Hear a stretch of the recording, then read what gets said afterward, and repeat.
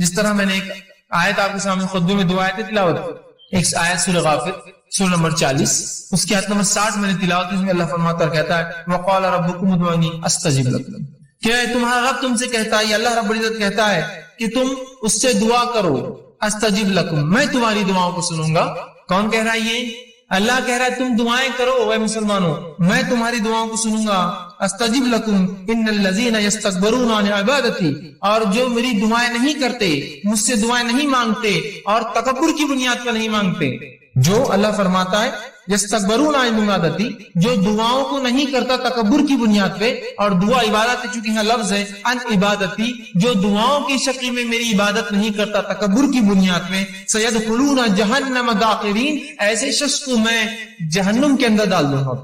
سمجھ آئے بات کو کہ جو دعا نہیں کریں گے، تکبر کریں گے، دعا ایک عبادت ہے، تو اللہ فرما رہا ہے ایسے لوگوں کو اٹھا کر میں کہاں ڈال دوں گا؟ سیدخلون جہنم داخرین، ایسے لوگوں کو میں جہنم میں ڈال دوں گا. تو وہ اللہ دعا سنتا ہے، نہ کرنے والوں کو جہنم میں ڈالیں گا، تو کرنے والوں کی پھر ضروری اس کے لیے لازم ہے کہ وہ جواب دے. اس کے نفس پہ لازم ہے، جب وہ کہہ رہا ہے مجھ سے کرو، نہ کرو گے تو جہنم میں ڈالوں گا، تو گویا تم کرو میں قبول کروں گا، یہ اس کا معنی ہے. دوسری آیت جو میں نے تلاوت کی سورہ بقرہ سورہ نمبر 2 آیت میں 186 اس میں اللہ نے فرمایا وَإِذَا سَأَلَكَ عِبَادِي عَنِّي فَإِنِّي قَرِيبٌ، کہ میرے بندے اے نبی تم سے سوال کرتے ہیں صلی اللہ علیہ وسلم، کہ میرے بندے سوال کرتے سَأَلَكَ عِبَادِي عَنِّي، میرے بارے میں، فَإِنِّي قَرِيبٌ. اگر قرآن کا آپ اگر طرز دیکھیں، قرآن کا جواب دینے کا اگر انداز اور اسلوب دیکھیں، قرآن میں جب بھی رسول اکرم صلی اللہ علیہ وسلم سے سوال ہوا تو اللہ نے فرمایا وہ تم سے پوچھتے ہیں فلا کہہ دو قل، وہ تم سے پوچھتے ہیں چاند کے بارے میں، کہہ دو قل کے لفظ آتے ہیں. سبحان اللہ.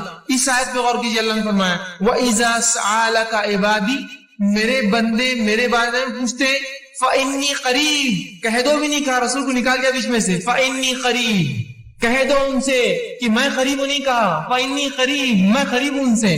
مطلب گویا جملے اور الفاظ کے اعتبار سے اس کے اندر قال کا لفظ بھی نہیں کہ نبی تم کہہ دو قل ان سے، یا قال یہ تم ان سے کہہ دو کہ میں قریب ہوں. رسول اکرم صلی اللہ علیہ وسلم کو بھی وہاں سے نکال کر انی قریب سیدھا جواب دیا گیا.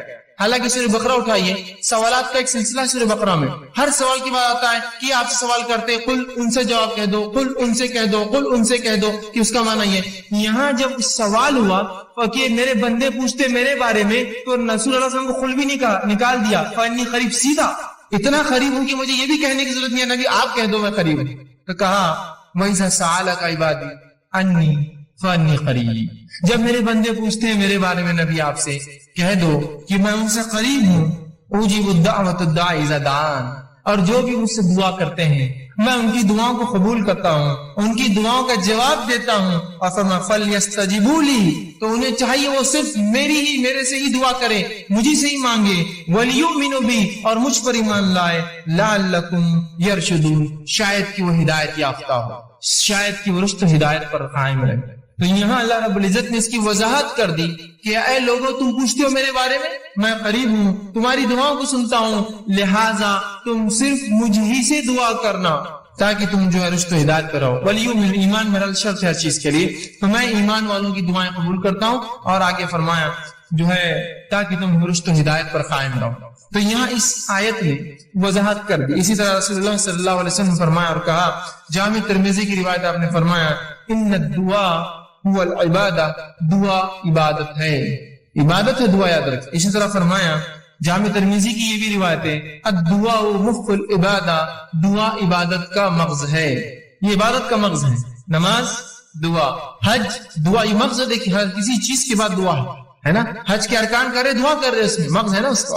تو دعا عبادت کا مغز ہے، یہ اتنی اہم چیز ہے، اس کو امت جو ہے غور کرے اور اس چیز کو سمجھے. اسی طرح اب جب میں نے یہ کہا اللہ کہتا ہے دعائیں کرو اور اللہ دعائیں قبول کرتا ہے، تو اللہ رب العزت دعاؤں کو کیسے قبول کرتا ہے، اس کا کیا طریقہ ہے؟ آئیے اس سے پہلے ایک حدیث دیکھتے ہیں جو دعاؤں کی قبولیت کے تعلق سے کہ اس کی مختصر صورتیں کیا ہوتی ہیں.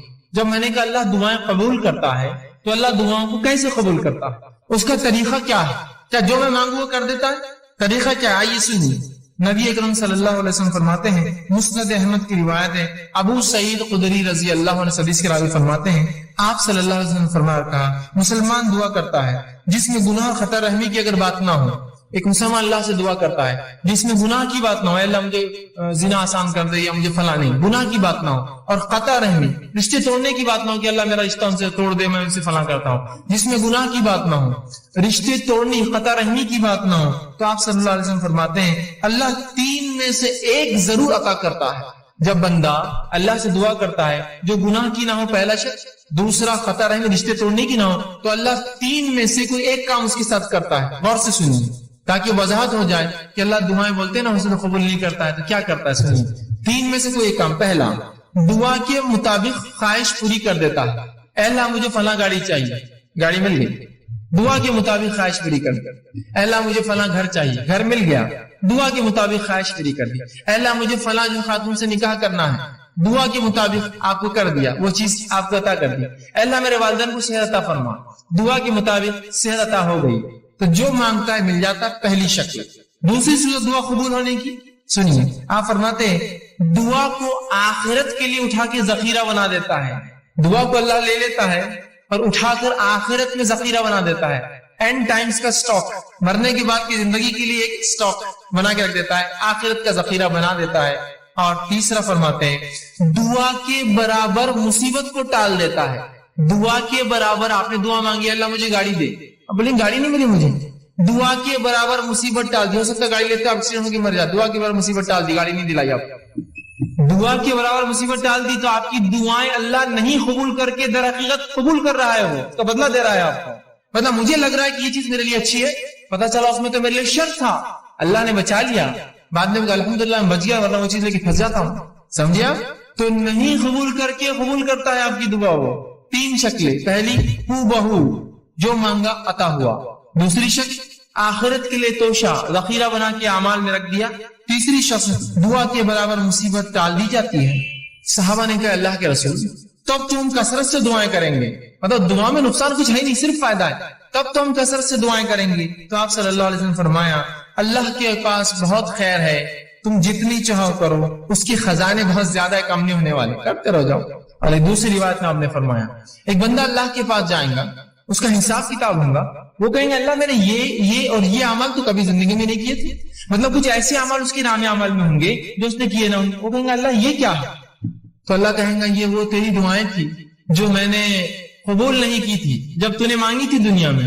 تو وہ بندہ کہیں گا کاش کہ میری اللہ کوئی دعا قبول نہ کرتا، اس لیے کہ اتنا اجر ملے گا نہیں قبول ہونے والی دعاؤں کا جس سے کوئی امتحان نہیں، تو کہیں گا کاش ہے اللہ تو میری ایک ہی دعا قبول نہ کرتا دنیا میں، آج اس کا اجر ملتا، تو کیا ہوتا اس اجر بڑھنے سے، نام اعمال نے وزن نیکیوں کا بڑھنے سے اس کے مقامات بلند ہوتے تھے جنت میں، کہیں کاش ایک بھی دعا اللہ دنیا میں قبول نہ کیا ہوتا تمہیں میرے۔ تو 3 میں سے ایک ملتا ہے، یاد رکھیے، اب کوئی دعائیں نہ چھوڑے، اللہ سے ناراض نہ ہو، اللہ سے رسوائی کا اظہار نہ کرے اللہ میری نہیں سنتا ہے، وہ سن رہا ہے آپ کو 3 میں سے ایک دے رہا ہے، دعا کے بدلے دعا جو مانگا وہ دے رہا ہے، یا اس کے بدلے آخرت کے لیے اٹھا کے رکھ رہا ہے، یا اس کے بدلے آپ کو اور مجھے اس کے برابر مصیبت کو ٹال دے رہا ہے، مصیبت کو ٹال دے رہا ہے۔ اور کیوں نہ ہو، ہم لوگوں کے لیے کچھ چیزیں ایسی ہوتی ہیں ہم ظاہر کو دیکھتے ہیں نا، اللہ جو ہے باطن کا جاننے والا ہے، وہ زیادہ بہتر جانتا کیا اچھا اور کیا نہیں۔ میں دعائیں مانگ رہا ہوں اور اللہ نے قرآن میں فرمایا سورہ بقرہ میں انسان کبھی کبھار اپنے لیے دعاؤں کی شکل میں بد دعائیں مانگتا ہے، دعائیں نہیں ہوتی بد دعائیں مانگتا ہے، وہ قسم سے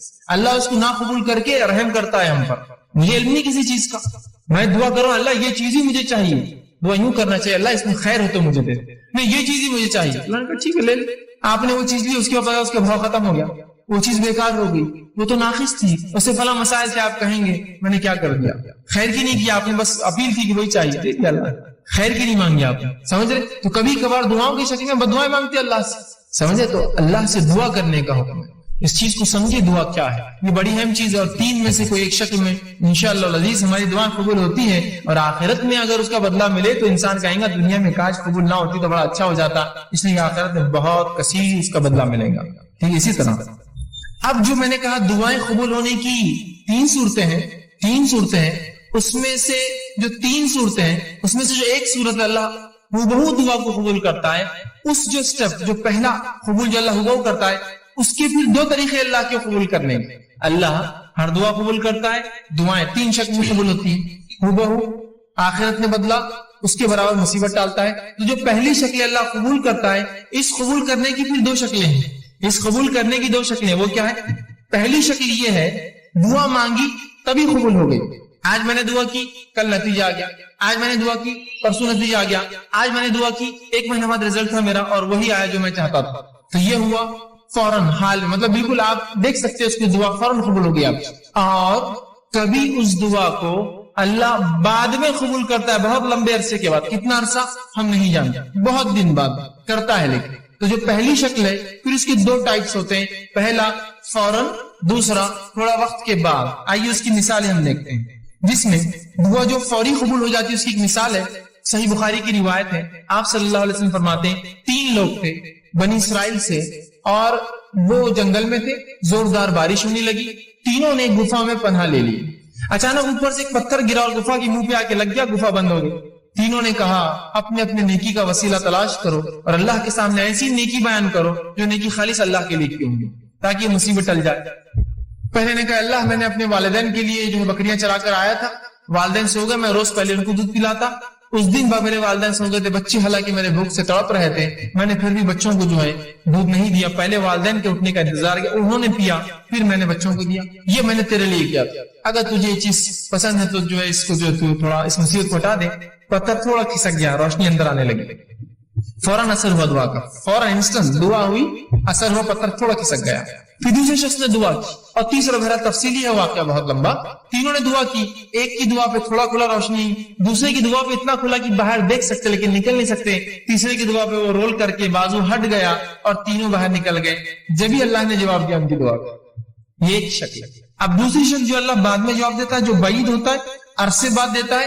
تو آئیے اس کی مثال قرآن نے دی. ابراہیم علیہ السلام نے اللہ سے دعا کی, سورہ بقرہ سورہ نمبر 2 آیت نمبر 129 میں فرمایا ربنا وابعث فیہم رسولا منہم یتلو علیہم آیاتک ویعلمہم الکتاب والحکمت ویزکیہم. اے اللہ ان لوگوں میں سے, انہی میں سے ایک رسول پیدا کر. اے اللہ ان لوگوں میں سے. یہ دعا کب کیا آپ نے معلوم آپ کو؟ جب اسماعیل علیہ السلام اور حاجرہ علیہ السلام کو لا کر مکے میں چھوڑ دیا. مکے میں چھوڑنے کے بعد جب آئے تو ایک دعا کر رہے ہیں. کیا دعا کر رہے ہیں؟ اے اللہ میری اس اولاد سے, اسماعیل سے, اس کی نسل سے, ان لوگوں میں سے جو ہے اللہ فرمایا ربنا وابعث فیہم رسولا منہم, انہی کے اندر سے ایک رسول انہی میں سے بھیج, یتلو علیہم آیاتک, جو تیری آیتیں پڑھ پڑھ کر انہیں سنائے, ویعلمہم الکتاب, اور تیری کتاب کا علم انہیں دے, والحکمہ, اور ان کو نبوی علم, احادیث کا علم, حکمت عطا فرمائے, ویزکیہم, اور ان کی نفسوں گناہوں سے پاک کرے. اور یہ دعا کا نتیجہ کون تھا معلوم آپ کو؟ یہ دعا کب قبول ہوئی؟ نبی اکرم صلی اللہ علیہ وسلم اس دعا کا نتیجہ تھے. آپ نے حدیث میں اس کی تفسیر کی اور فرمایا, آپ نے فرمایا میں اپنے باپ ابراہیم کی دعا کا نتیجہ ہوں. کتنی ہزار سال پہلے کی تھی ابراہیم علیہ السلام نے دعا؟ قبول کب ہوئی؟ وہ انہی میں سے رسول آیا. آخری نبی عرب تھے, اسماعیل علیہ السلام کی نسل تھے, لیکن ہزاروں سال بعد دعائیں رائے گاہ نہیں جاتی ہے, اثر لاتی ہی اثر ہو فوراً یا بعد میں. اور بات کی فوراً کی مثال میں رکھ دی, بات کی مثال بھی رکھ دی آپ کے سامنے. تو اللہ کے رسول ابراہیم علیہ السلام کی دعا قبول ہوئی. ہر دعا قبول ہوتی ہے, میری آپ کی بھی ہوتی ہے, لیکن فوراً نہیں ہوئی. کئی ہزار سال بعد اسی نسل میں اسماعیل علیہ السلام سے ایک نبی آئے. دعائیں خوب دیجیے, خوب دعائیں دیجیے. یہ دعائیں پتہ نہیں کب اثر لائیں, کتنے نسل بعد لائیں گی. ابراہیم علیہ السلام کی دعا ہزاروں سال بعد رنگ لائی, 3000 سال 4,000 سال بعد. دعائیں کرنا چاہیے, اس کے بڑے فضائل یاد رکھیں. تو 3 شکلوں میں سے پہلی شکل کی 2 قسمیں ہیں کہ فوراً اور دیر سے. لیکن یاد رکھیے اللہ رب العزت دعا قبول کرتا ہی ہے.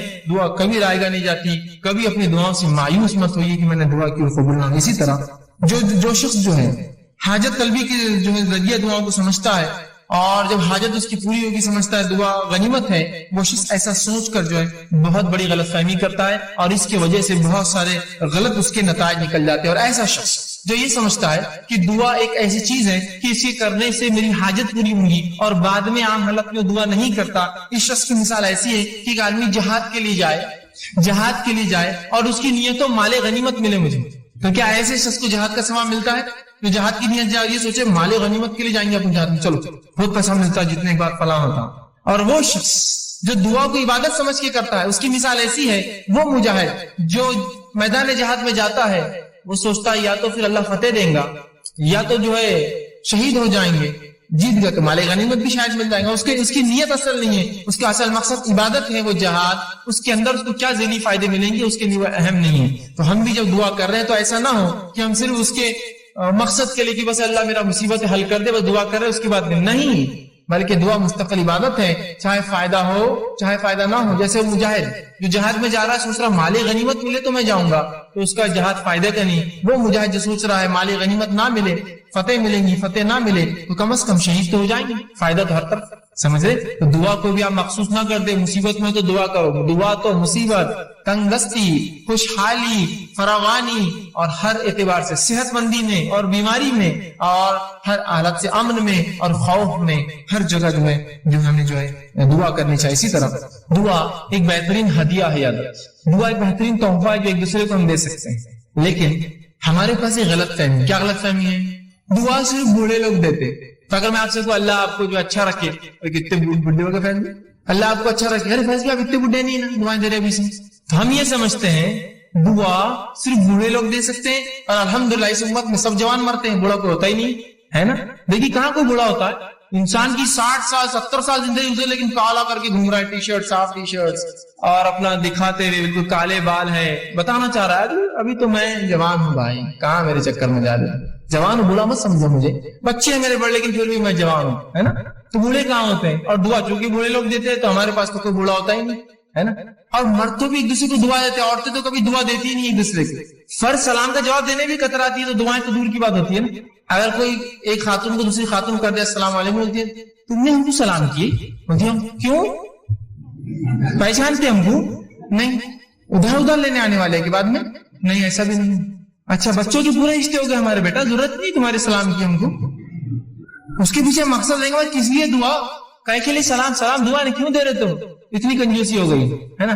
اور عورتیں بھی بری نہیں ہوتی، اس لیے کوئی ہوتا نا ایک زمانہ تھا دعائیں دیتے تھے عورتیں کثرت سے دعائیں دیتے، آج کوئی نہیں تھا، اس لیے کہ دعائیں بوڑھے لوگ دیتے اور اس امت میں ماشاءاللہ سب جوان مرتے، بوڑھا کوئی ہوتا نہیں ہے، لہٰذا دعا کی ضرورت نہیں. دعا دیجیے، کثرت سے ایک دوسرے کو دعا دیجیے. دعا ہدیہ ہے ایک دوسرے کو جو ہم دیتے، تحفہ ہے، کچھ نہیں دے سکتے، دعا تو دے سکتے ہیں نا.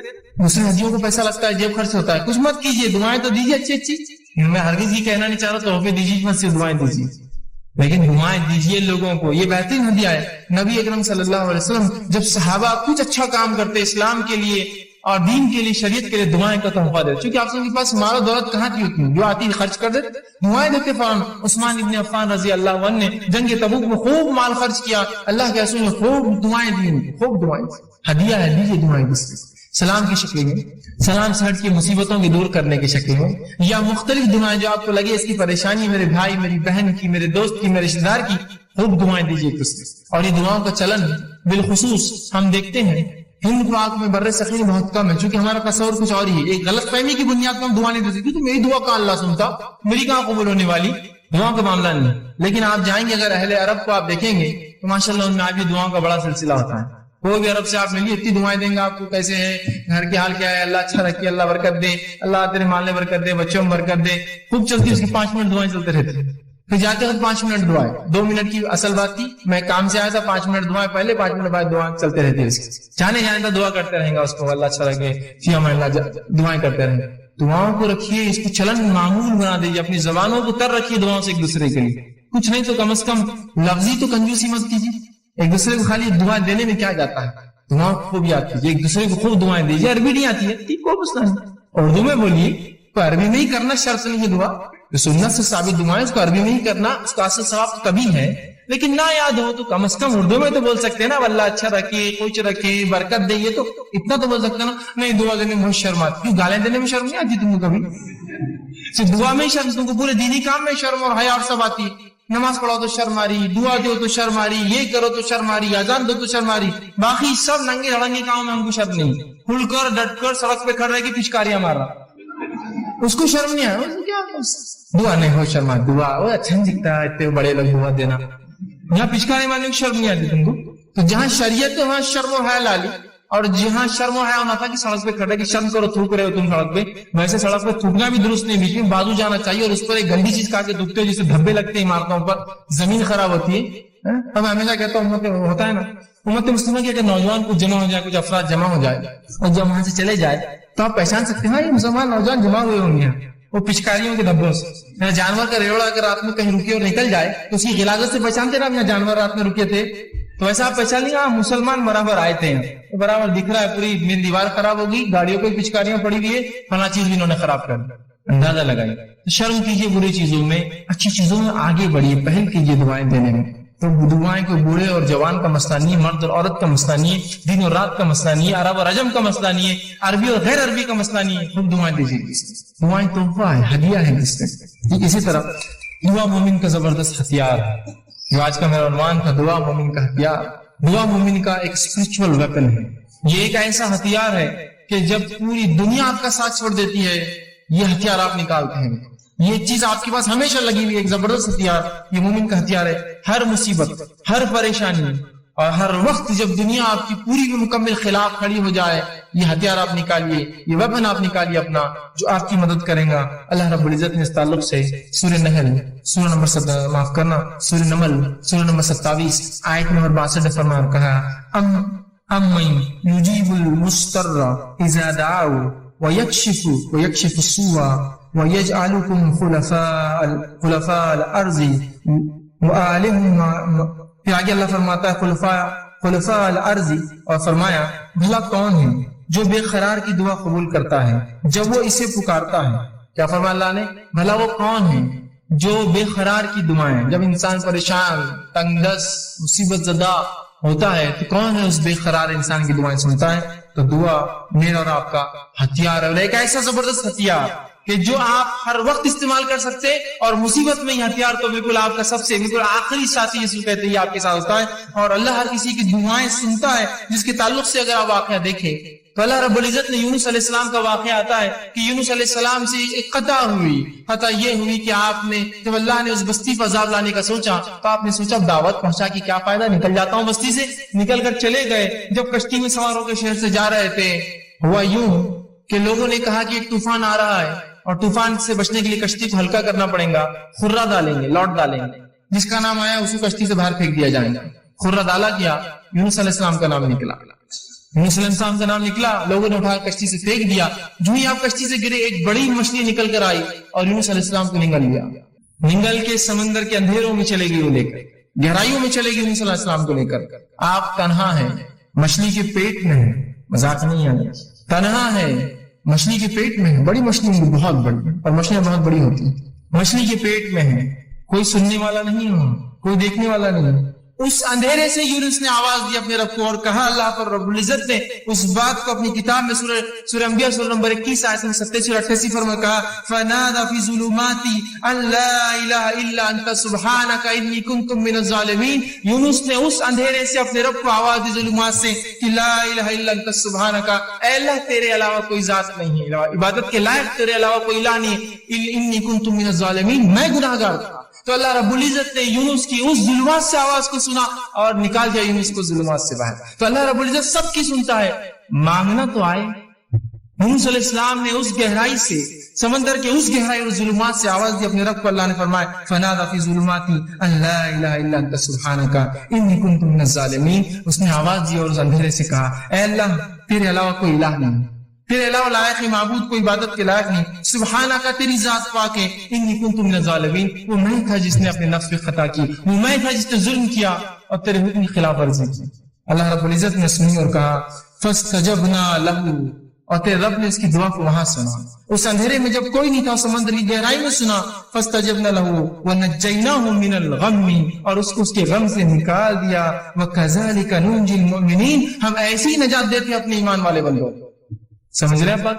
ابراہیم علیہ السلام لا اولاد، اولاد نہیں ہے آپ کو، نہ لڑکا ہے نہ لڑکی ہے، سوچتے ہیں مشن کون لے کے چلے گا، میرے بعد کوئی لڑکا اور میرا جو مشن لے کر چلے، اللہ سے دعا کی، اللہ نے قبول کی۔ انبیاء علیہ السلام آہ بکا کر رہے ہیں، گڑ گڑا رہے ہیں، دعائیں مانگ رہے ہیں، پھر کیوں اس امت کو شرم آتی ہے رب سے دعا مانگنے کے لیے؟ ابراہیم علیہ السلام نے دعا کی، ایوب علیہ السلام نے دعا کی اپنی بیماری کے لیے، اسی طرح جو زکریا علیہ السلام نے اپنی اولاد کے لیے دعا کی، جو یحییٰ علیہ السلام کی آپ کو خوشخبری دی گئی۔ یوسف علیہ السلام نے جب اس بری عورت نے جو آپ پہ قصد کیا کہ آپ کے ساتھ بدکاری کرے تو دعا کی، اللہ مجھے وہ جیل زیادہ بہتر ہے بنسبت اس عمل کے، اللہ نے دعا قبول کی اور جیل میں ڈال دیا، اس لیے کہ ورنہ زنا کرنے کے اوپر تو لکھ، آپ نے کہا وہ جیل بہتر ہے اس زنا سے، اللہ نے جو آپ کو بچا لیا اور جیل میں ڈال دیا۔ اندازہ لگائیے ان لوگوں نے اللہ سے دعا کی۔ بس یہ ہے کہ ہمیں جو اللہ رب العزت سے مانگنا تو آئے۔ ایک واقعہ سناتا ہوں اللہ کیسے سنتا ہے لوگوں کی۔ اور لوگوں کی کیوں میں کہوں؟ اللہ رب العزت تو جانوروں کی بھی سنتا ہے. یاد رکھیے صحیح مسلم کی روایت ہے. اللہ کے رسول صلی اللہ علیہ وسلم فرماتے ہیں اللہ کے نبی سلیمان علیہ الصلوۃ والسلام آپ کے دور میں 30 سالی ہو گئی, سوکھا پڑ گیا. جو ہے سلیمان علیہ السلام اپنے لشکر کو لے کر چلے, لاؤ لشکر جو مسلمانوں کو لے کر چلے کہ بستی سے باہر نکل کر اللہ سے نماز استسقا دعا. نماز استسقا کیا ہے؟ دعا قسم عبادت کر کے دعا مانگتے ہیں. نماز استسقا کے لیے نکلے, جب نکل کر چلے اپنے جو ہے بستی سے اور ایک جگہ سے گزرے جہاں چونٹیاں تھی, جب وہاں سے نکلے آگے چلے تو کہا آپ جانے کی ضرورت نہیں ہے, ہمیں واپس جانا ہے. تو لوگوں نے کہا یونس معاف کرنا, اے سلیمان تم ہمیں نماز استسقا کے لیے لے کر چلے تھے, کیا بات ہے, کیوں آپ تم کہہ رہے ہو؟ تو کہا جب ہم وہاں سے چلے تھے ایک چونٹی الٹی اپنے پیٹھ کے بل لیٹی اور اس نے اپنے پورے پیر آسمان کی طرف کیے اور اللہ سے دعا کی بارش کی, اللہ نے اس کی دعا سن لی, اب ہمیں نماز استسقا کی ضرورت نہیں ہے. اس لیے کہ جو ہے سلیمان علیہ السلام جانوروں کی بات سمجھتے تھے. تو کہا اللہ نے اس کی دعا قبول کر لی, تو اللہ تو چونٹیوں کی قبول کرتا ہے, پھر تمہاری اور میری مومنوں کی کیوں نہیں سنے گا؟ وہ چونٹی کو اللہ کی ولی نہیں تھی اور کوئی بزرگ نہیں تھی, جانور ہو, اللہ اس کی بھی سنتا ہے. بس مانگنا تو ہے اپنے رب سے, رب سننے کے لیے ہی تو بیٹھا ہے اوپر, ورنہ اللہ نہ سنے گا تو کس سے مانگیں گے بندے؟ بتاؤ مجھے. اگر وہ ذاتی سننا بند کر دے جو سننے والی اور سمیع ہے تو میں کس سے پھر دعائیں مانگوں؟ اور جب لوگوں نے یہ سوچا کہ وہ ذات سنتی نہیں ہے تو پھر لگے انسانوں کے در پہ مانگنے کے لیے. آج جو سب سے افضل دعا, افضل عبادت دعائیں ہیں, کہاں مسلمان مانگتے ہیں, کن کن دروں پر مانگ رہے اللہ کو چھوڑ کر؟ ذرا غور کیجیے. یہ غلط فہمی اس کی بنیاد ہے کہ اللہ سنتا نہیں, ہماری سنتا نہیں, گنہگاروں کی سنتا نہیں, وہ تو صرف بزرگوں کی ولیوں کی سنتا ہے, اور ایسے فالتو قسم کے عقیدے. اور ان عقیدے کو میں فالتو لفظ کہنا بھی بہت فالتو سمجھتا ہوں, فالتو بولنا چاہیے ایسے عقیدوں کو. جن عقیدوں کا نہ سر ہے نہ کوئی ٹانگ ہے شریعت کے اندر. جس شریعت نے آپ کو سب کو اختیار دیا دعائیں کرنے کا, پتہ نہیں کس نے شریعت سے اس کے دعاؤں کا اختیار چھین کے کہا یہ تو ریزرویشن ہے ہمارے لیے, ہم کر سکتے ہیں دعا تمہارے لیے, ہم سے مانگو تو ہم پھر تم کو دیتے ہیں. ابھی اللہ تک کہاں جاتے ہو؟ ہم تک تو آ جاؤ, پھر اللہ تک جانا دعائیں مانگنے. اس قسم کی باتیں کہہ کر مجھے اور آپ کو ایک افضل عبادت سے آج کاٹ کر رکھ دیں. اسی طرح جو ہے دعا کے بارے میں جو غلط فہمی ایک بہت بڑی وہ یہ ہے, لوگوں میں جو پائی جاتی ہے وہ یہ ہے اللہ صرف نیکوکاروں کی سنتا ہے, گناہگاروں کی نہیں سنتا ہے. اللہ صرف نیک لوگوں کی, بزرگوں کی, پیروں کی, فقیروں کی سنتا ہے, اور وہ جو ہے سب کی نہیں سنتا, گناہگاروں کی نہیں سنتا. اور ہم تو گناہگار ہیں, آپ تو گناہگار ہیں, ہم تھوڑی دعا کر سکتے ہیں اللہ سے.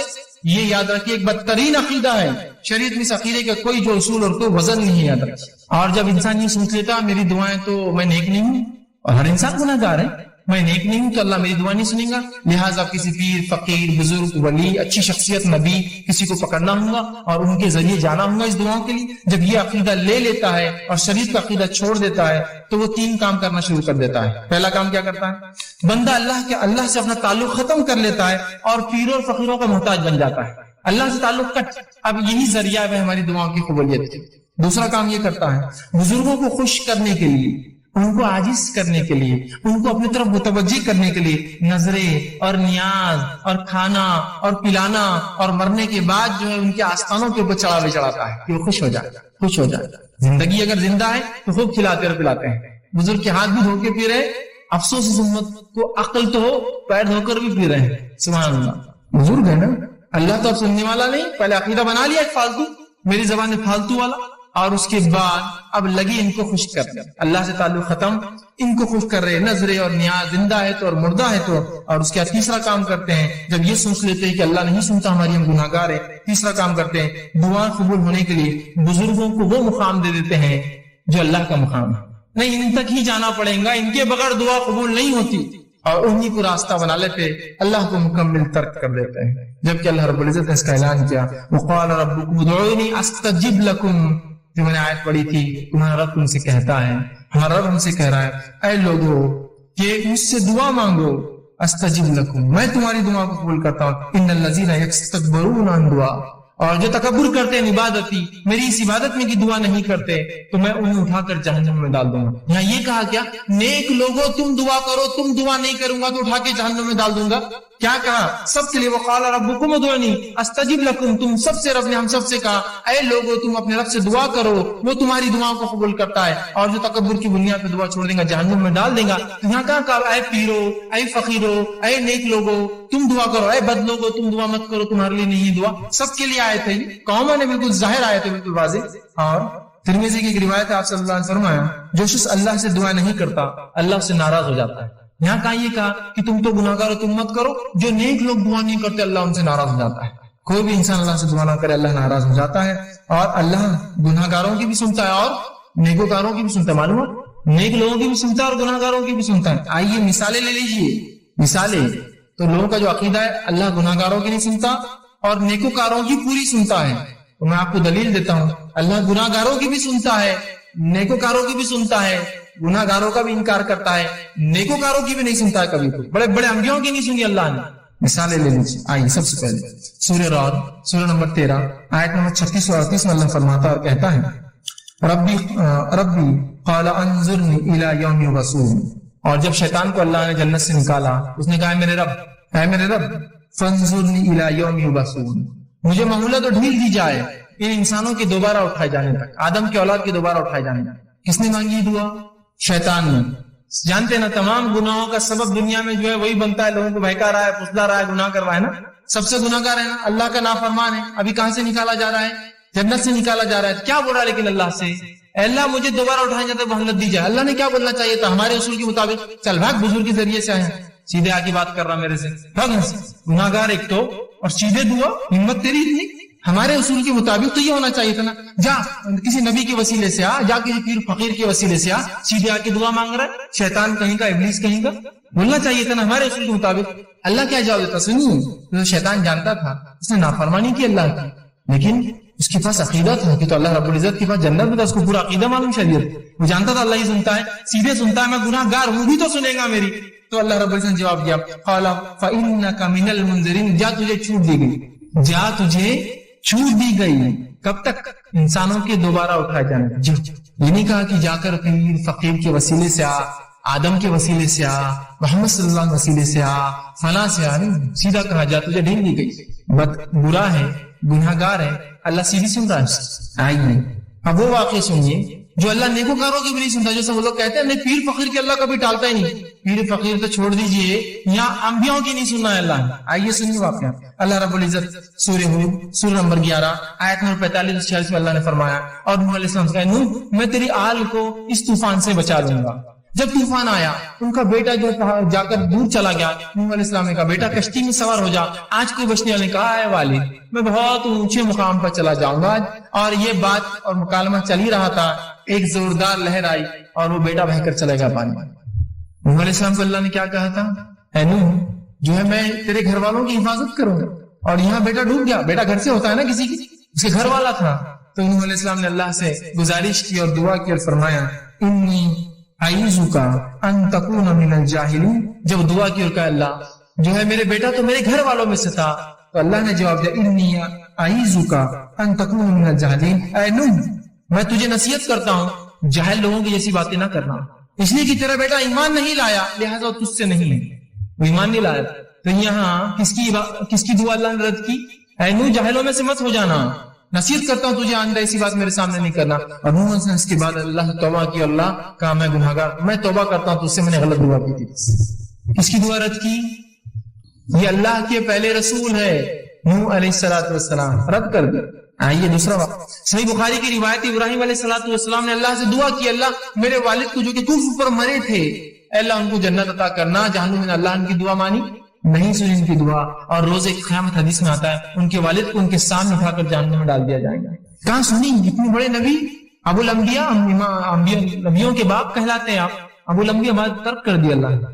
آئیے صحیح مسلم کی روایت ہے آپ صلی اللہ علیہ وسلم، آپ کا مقام تو ہم سب جانتے ہیں، آپ صلی اللہ علیہ وسلم دعا کی صحیح مسلم اللہ میری قوم کو، امت مسلموں کو اچانک جو ہے سیلاب کے ذریعے نہ مارنا، پچھلی قوم میں جیسا مری تھی گناہ کی وجہ سے، اچانک جو ہے قحط سالی سے نہیں مارنا، سوکے سے نہیں مار دینا، اور آپس میں ان کے جنگیں نہ ہو، اختلافات نہ ہو. اللہ رب العزت نے دو قبول کی کہ تیری امت ایک ساتھ قحط سالی میں نہیں مریں گی، غرق ہو کر نہیں مریں گی، لیکن وہ اختلاف ہونا اور جنگ نہ ہونا یہ دعا میں رد کرتا ہوں. کس نے دعا کی تھی؟ نبی اکرم صلی اللہ علیہ وسلم. اللہ نے کیا کیا؟ قبول کیا، رد کر دی دعا. تو اس سے پتا چلا اللہ ہر شخص کی دعا سنتا ہے، جس کی چاہتا ہے قبول کرتا ہے، جس کی چاہتا ہے رد کر دیتا ہے، پھر چاہے نیکوکار ہو چاہے گناہگار ہو. ہے نیکوکار، اس سے بڑے نیکی اور کون کر سکتا ہے؟ نوح علیہ السلام پہلے رسول، ابراہیم علیہ السلام برگزیدہ رسول، اور محمد صلی اللہ علیہ وسلم آخری رسول. تینوں کے واقعات رکھ دیے. نہیں سنا، انکار کر دیا اللہ نے. تو یہ چھوڑ دیجئے کہ اللہ صرف ان کی اور ان کی سنتا ہے، اللہ سب کی سنتا ہے. مانگی تو صحیح، مانگی تو صحیح، اور 3 طرح سے قبول کرتا ہے. سمجھیں نا، اس بات کو یاد رکھیں. ورنہ پھر میں نے تو مانگا قبول نہیں ہوئی. ارے عقل پکڑو، چیزوں کو سمجھو. دنیا کی چیزوں میں تو صبر کرتے ہو بڑا، نہیں صبر کرو ابھی فلاں ہو جائیں گا. یہاں معاملہ اللہ کا ہی ہو تو صبر نہیں آتا ہے لوگوں کو، جبکہ وہ ذات دینے کو ہی بیٹھی. یاد رکھیے بہرحال ہر شخص کو اپنے لیے اللہ سے خود دعا مانگنا چاہیے، پہلی چیز. دوسرا، اللہ قبولیت دعا کے لیے اس کی اپنی مرضی ہوتی ہے کہ اللہ جس کی چاہتا ہے اپنی مرضی، مصلحت اور اپنے اختیار سے جب چاہتا ہے جیسے چاہتا ہے قبول کرتا ہے، اور جب چاہتا ہے جیسے چاہتا ہے رد کر دیتا ہے. اس کی اپنی چوائس. اس معاملے میں کوئی پوچھ نہیں سکتا اسے اللہ کیوں نہیں. سمجھے آپ بات؟ لیکن ہمارا کام ہے دعا کرتے رہنا. اب دعا اور ظاہری اسباب، کہ ایسا نہ ہو کہ اب دعا کے چکر میں اب ظاہری اسباب بھول جائے. بہت دعا کی اہمیت پتہ چل گئی، اب ظاہری اسباب پوری خالی. ظاہری اسباب کیا ہے؟ کہ بھائی ایگزام میں پاس ہونا ہے، اللہ پاس کر دے، اللہ پاس کر دے، اللہ میرٹ میں لا دے، اللہ میرٹ میں لا دے. ارے پڑھو لکھو نا، اب اس کی کیا ضرورت؟ دعا کی اہمیت معلوم ہوگی اپنے کو، بس اللہ سے مانگنا ہے بس. یہ سو ظاہری اسباب کے ساتھ دعا. نبی اکرم صلی اللہ علیہ وسلم جیسے ایک شخص سے کہ اللہ کے رسول، کیا میں اللہ پر بھروسہ کر کے اپنے گھٹنے کو کھلا چھوڑ کے مسجد میں نماز کو آ جاؤں؟ تو آپ صلی اللہ علیہ وسلم نہیں، پہلے اس کے گھٹنے کو باندھ پھر مسجد میں اللہ پر توکل کر کے. ظاہری اسباب بھی ضروری ہے کہ آپ کوشش کے ساتھ دعائیں. نبی اکرم صلی اللہ علیہ وسلم جو ہے آپ صلی اللہ علیہ وسلم کے تعلق سے آتا ہے، جامع ترمذی کی روایت جو اٹھنے کا واقعہ میں نے آپ کو سنا کہ باندھ اور اس کے بعد اللہ پر جو ہے توکل کر. اسی طرح آپ صلی اللہ علیہ وسلم جنگ بدر کا مشہور واقعہ ہے. جنگ بدر سے ایک رات پہلے نبی اکرم صلی اللہ علیہ وسلم بدر کے مقام پر پہنچے، اس پہاڑ کے پاس پہنچے. اس سے ادھر مسلمان ایک کنویں تھے وہاں کچھ، اور وہاں کھڑے تھے، اور 319 کی قریب تعداد میں جو مسلمان وہاں جمع تھے. اب یہ الگ بات ہے کہ مسلمان 313 مشہور ہے، 319 تھے صحابہ جو جمع ہوئے. 319 صحابہ وہاں جمع تھے، اور جب وہاں جمع تھے اس مقام پر ابوبکر صدیق رضی اللہ عنہ موجود تھے. راوی حدیث کہتے ہیں کہ آپ صلی اللہ علیہ وسلم نے بدر کی جب تیاریاں پوری کر لی، جو ظاہری اسباب تھے پورے تیار کر لی، اب اپنا اسپرچل ویپن ہتھیار اٹھایا دعا. پورے اسباب پوری تیاریاں ہوگی، 319 کھڑے آ کر اپنی جان داؤ پہ لگا کر. اس کے بعد اس رات آپ کہتے ہیں آپ صلی اللہ علیہ وسلم اللہ سے قبلے جانب منہ کیا. آپ نے قبلے کی طرف رخ کیا. یہ دعاؤں کے آداب ہے، یاد رکھیے، کوئی ضروری نہیں لیکن آداب ہے اس کا.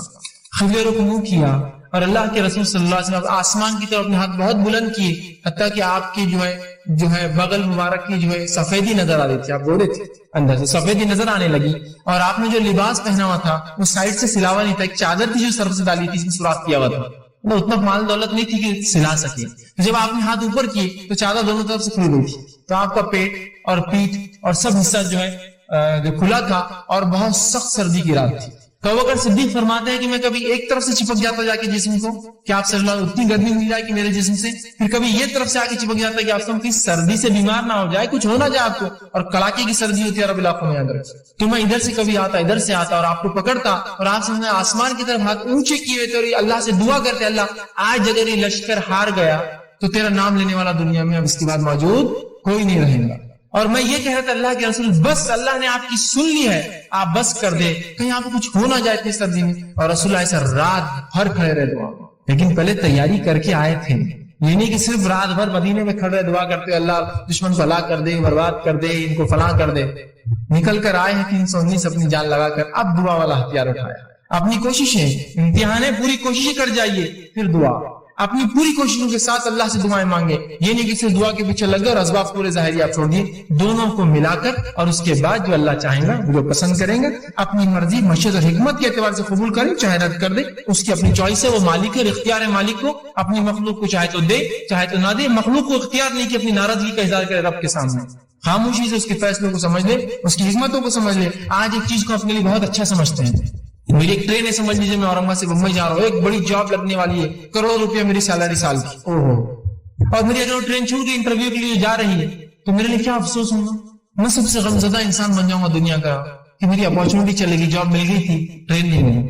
اور اگر مجھے تھوڑی خبر میری ٹرین کا ایکسیڈنٹ ہو گیا تو میں دنیا کا سب سے خوش قسمت آدمی میں ہوں، اس لیے کہ میں بچ گیا اس ایکسیڈنٹ سے. سمجھ رہے آپ؟ ایک پل پہلے تو سب سے ناراض آدمی تھا اور میں سب سے ناراض آدمی تھا، دوسرے پل سب سے خوش نصیب سمجھ رہا. کیوں؟ سمجھ رہے آپ؟ اللہ کی حکمت، اس کے پیچھے مصلحت نہ قبول کرنا آپ کے خیر کے لیے، وہ اس کا بدلہ ضرور قیامت کے دن ملے گا. بہرحال ٹھیک ہے، تو دعاؤں کے ظاہری اسباب بھی وہ کریں. اسی طرح خالی دعائیں نہیں چلیں گی، ظاہری اسباب کے ساتھ. اب جب دعاؤں کی بات آ رہی ہے تو دعا صرف ان صحیح احادیث سے آپ کریں گے، وہ دعائیں کریں گے جو ثابت شدہ ہو. عام دعائیں تو اپنی زبان میں، اردو میں، مراٹھی میں، تیلگو میں، ملیالم میں، جو زبان آتی کر سکتے ہیں، لیکن جب آپ کو خاص دعائیں کرنا ہے نا کچھ جو سنت سے ثابت ہوتی ہے تو وہی دعائیں کریں گے جو صحیح حدیث ثابت ہے. ورنہ آج دعاؤں کے نام پر مسلمانوں کو کیا کچھ نہیں پڑھایا جا رہا ہے، آپ کو اس میں بتا بھی نہیں سکتا کیا کچھ نہیں دعاؤں کے نام پر. درود کیا ہے؟ دعا ہے نا. رسول اکرم صلی اللہ علیہ وسلم درود دعا ہے. ایسے ایسی دعائیں ایجاد کر دی جو آپ کو کبھی زندگی میں بھی نہیں بتائے. جو آپ صلی اللہ علیہ وسلم دعائیں جو درود بتائے ہیں کم و بیش 10-15 درود ہیں مختلف الگ الگ چھوٹے چھوٹے. اور سب سے بڑا کون سا مان لو جو نماز میں ہم پڑھتے ہیں